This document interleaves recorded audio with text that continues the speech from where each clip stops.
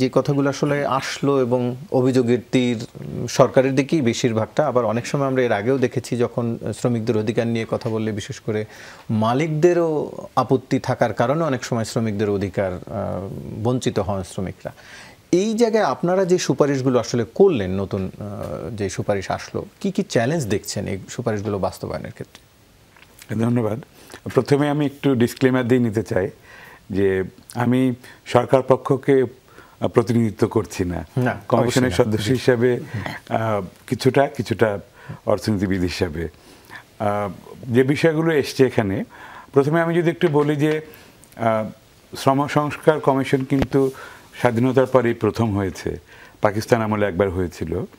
সেদিক থেকে এই কমিশনের কাজের মধ্য দিয়ে সামগ্রিক একটি রিভিউ হয়েছে যে শ্রম খাতের সমস্যাগুলো কোথায় কোথায় রয়েছে, কোন সমস্যাগুলো বেশি গভীর, কোনগুলো বেশি জরুরি, এবং সামগ্রিকভাবে শ্রমজগতের যে রূপান্তর দরকার একটা আধুনিক বাংলাদেশের জন্য, সেই রূপান্তরের কাঠামোগত সমস্যা কী, নীতিগত সমস্যা কী, সেগুলো চিহ্নিত যেমন হয়েছে, পাশাপাশি সমাধানের দিকগুলি চিহ্নিত হয়েছে।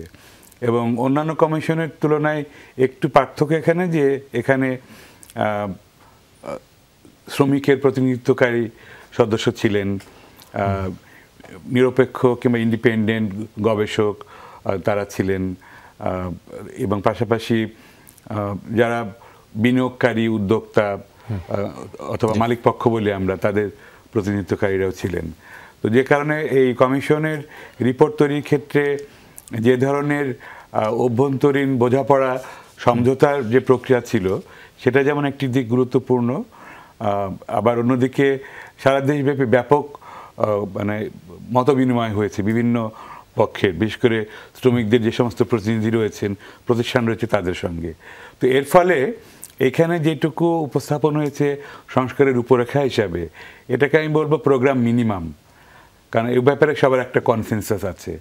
কিন্তু এর বাইরেও অনেক কিছু রয়ে গেছে যেগুলো এই মুহূর্তে সংস্কার কমিশনের রিপোর্টে না আসলেও হয়তো অন্যভাবে আলোচনার মধ্যে আসছে নানাভাবে, যেমন জ্যোতির্ময় বড়ুয়ার কথাতে এসছে এবং আমার পূর্ববর্তী বক্তাদের কথাতে এসছে।